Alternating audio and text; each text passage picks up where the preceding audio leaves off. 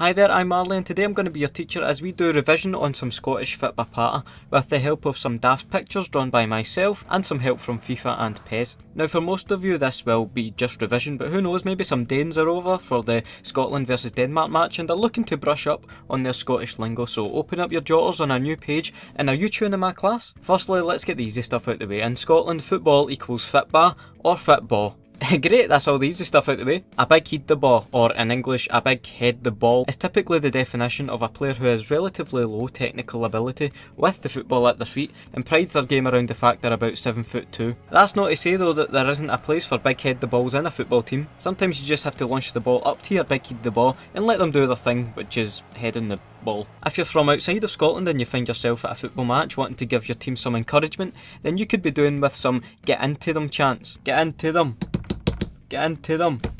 I don't have a drum so it's not as effective. Translated to get into them or get stuck into them is basically a way of telling your team to start getting fired up, start putting in some tough tackles, show some passion. I mean, you don't want to go hurting anybody, but sometimes the other team just needs to know you're there. Although I wouldn't go shouting get into them at some under 14s match because that would probably be a bit too far, to be honest. A moocher, now I like this one because it kind of sums up how I played before my professional football career never came to fruition, but I'm over that now. A moocher is the type of striker who just hangs around the 6-yard box waiting for a simple tap-in.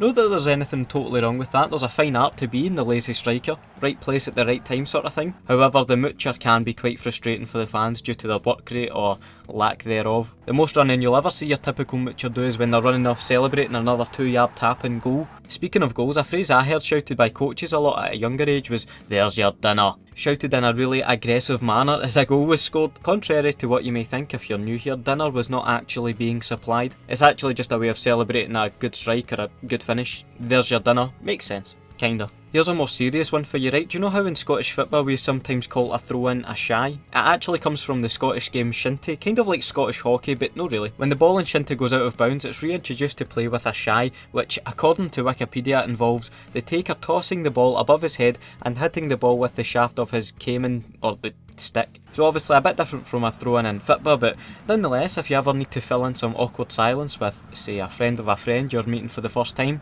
there's a fun fact for you. Sebo, correctly chanted like Sebo, Sebo, is a chant custom built for when a player messes something up, usually a player trying a ridiculous long range shot or missing an easy chance to score. Once upon a time there was a Rangers player called Philip Sebo who, let's just say, wasn't the best player in the world. He played for Rangers in 2006 and the chant is still going strong today from fans of any club. A chant that can bring everyone together in celebration of someone messing something up.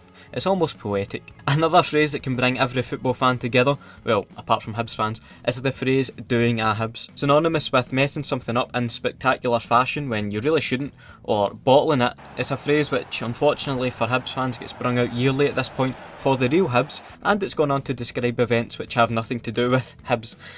Sorry Hibs fans, I just had to. Anyway, that's all for today's lesson. Class is dismissed. Please let me know any Scottish Fitba phrases or patter bits of lingo I may have missed in the comments below. Have a nice day and I'll catch you in the next video. See ya.